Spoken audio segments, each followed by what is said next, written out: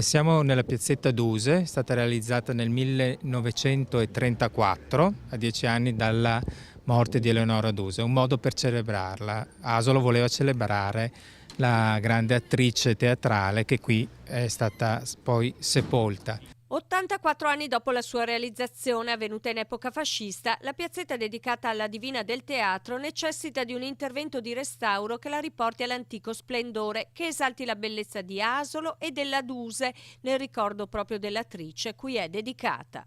Verrà installata una scala che permetterà di salire su un belvedere e sarà un ulteriore punto di visione della nostra città, definita già dal Carducci la città dai 100 orizzonti.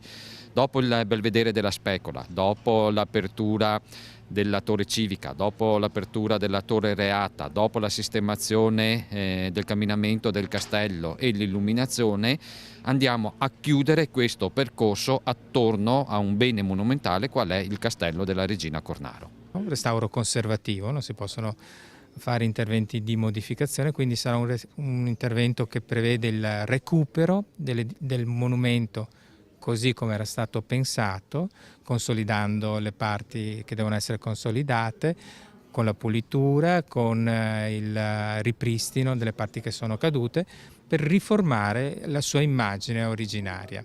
L'intervento sarà finanziato per 40.000 euro dall'amministrazione comunale, altri 6.000 arriveranno dall'Associazione Nazionale Carabinieri di Asolo, che sosterrà il recupero del bassorilievo dedicato alla giustizia. Abbiamo lasciato un segno, abbiamo fatto dei piccoli interventi negli altri comuni di nostra competenza che è Castelcucco e Monfumo, e ci mancava ad Asolo.